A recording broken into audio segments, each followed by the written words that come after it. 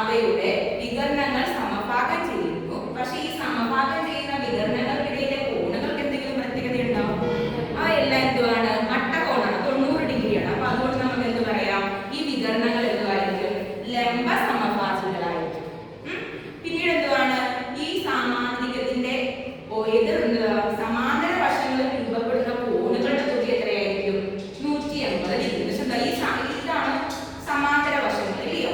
അവയ്ക്ക് രൂപപ്പെടുന്ന കോണുകളാണ് ഇതും. അപ്പൊ ഈ രണ്ട് കോണുകൾ കൂട്ടുമ്പോൾ എത്രയായിരിക്കും? 180 ഡിഗ്രി. ഇത് രണ്ടും കൂട്ടുമ്പോൾ എത്രയായിരിക്കും? 180 ഡിഗ്രി ആയിരിക്കും. അപ്പൊ സാമാന്തരികവും സമുദ്ര സാമാന്തരികവും പഠിച്ചല്ലോ. ഇനി നമ്മൾ പഠിക്കാൻ പോകുന്നത് ഇതിനെ പറ്റിയാണ്. ലംബകത്തെ പറ്റി. ലംബകത്തിന്റെ രൂപം കണ്ടോ? ലംബകത്തിന് എത്ര വശങ്ങളുണ്ട്? 4 വശങ്ങളുണ്ട്. 1, 2, 3, 4. അവയ്ക്ക് എത്ര കോണുകളുണ്ട്? 4 കോണുകളുണ്ട്. ഈ ലംബകം സാമാന്തരികമാകുമ്പോൾ എത്ര വശങ്ങളായിരുന്നു സമാന്തരം? 2 ജോഡി എതിർവശങ്ങളായിരുന്നു സമാന്തരം. എന്നാൽ ലംബകമാകുമ്പോൾ എത്ര വശമായിരിക്കും? 1 ജോഡി വശം മാത്രമേ എന്തുള്ളൂ? സമാന്തരം. ഈ വശവും സമാന്തരം. ഈ സമാന്തരം അല്ലാത്ത 2 വശങ്ങളെ കണ്ടോ? ഇവയ്ക്ക് എന്തെങ്കിലും പ്രത്യേകതയുണ്ടോ? ഇവ തുല്യമാണോ? അല്ല. ഇതും തുല്യമല്ല.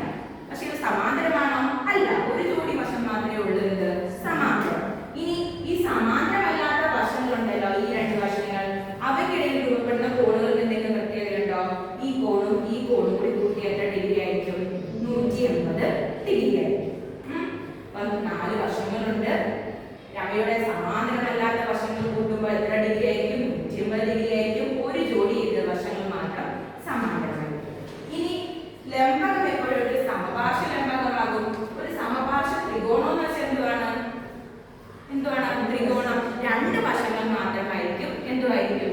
തുല്യം. അപ്പൊ ലംബകം ഒരു സമപാർശ്വ ലംബകമാകണമെങ്കിൽ എത്ര വശങ്ങൾ തുല്യമാകണം? 2 വശങ്ങൾ തുല്യമാണ്. നമുക്കറിയാം ലംബകമാകുമ്പോൾ അതിൽ എന്തുമായിരിക്കും? 1 ജോഡി എതിർവശങ്ങൾ മാത്രമായിരിക്കും സമാന്തരം. 1 ജോഡി എതിർവശങ്ങൾ സമാന്തരം.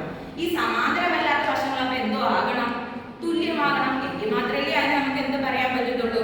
സമപാർശ്വ ലംബകം എന്ന് പറയാൻ പറ്റുള്ളൂ. അപ്പൊ 1 ജോഡി വശങ്ങൾ സമാന്തരം, എതിർവശങ്ങൾ എന്തുമായിരിക്കും? തുല്യമായിരിക്കും. തുല്യമായ 2 വശങ്ങളുണ്ടല്ലോ, സമാന്തരമല്ലാത്ത വശങ്ങൾ, അവയ്ക്കിടയിൽ ഉണ്ടാകുന്ന കോണുകളുടെ തുക എത്രയായിരിക്കും?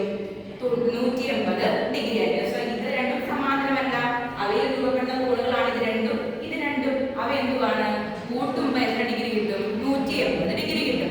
അതുപോലെ ഈ സമാന്തര വശങ്ങളുണ്ടല്ലോ, ഈ സമാന്തര വശം അവയിൽ രൂപപ്പെടുന്ന 2 കോണുകളുണ്ടോ? ഈ കോണും. ആ കോണുകൾ എന്തുമായിരിക്കും? തുല്യമായിരിക്കും. ഇത് 30 ആണെങ്കിൽ ഇത് 30 ആയിരിക്കും. അതുപോലെ ഈ വശമുണ്ട് സമാന്തര വശം, അവയിൽ രണ്ടിൽ രൂപപ്പെടുന്ന ഈ 2 കോണുകൾ എന്തായിരിക്കും? തുല്യമായിരിക്കും. ഈ 2 കോണുകളും തുല്യമായിരിക്കും. ഇനി നമുക്ക് ഈ സമപാർശ്വ ലംബകത്തിന് 2 വികരണങ്ങൾ വരച്ചു. ഈ വികരണങ്ങൾക്ക് എന്തെങ്കിലും പ്രത്യേകതയുണ്ടോ? ഈ 2 വികരണങ്ങൾ എന്തുമായിരിക്കും? തുല്യമായിരിക്കും. പക്ഷെ ലംബകത്തിലാണോ? അല്ല. ലംബകത്തേക്കാൾ ഒരുപാട് പ്രത്യേകതകൾ എന്തുണ്ട്? സമപാർശ്വ ലംബകത്തിലുണ്ട്. നമ്മൾ എന്തൊക്കെയാ പഠിച്ചത്? ചതുരം, സമചതുരം, സാമാന്തരികം, സമഭുജ സാമാന്തരികം, ലംബകം, സമപാർശ്വ ലംബകം. അതിന്റെ പ്രത്യേകത മനസ്സിലായല്ലോ. ഇനി നമുക്ക് ഇതിന്റെ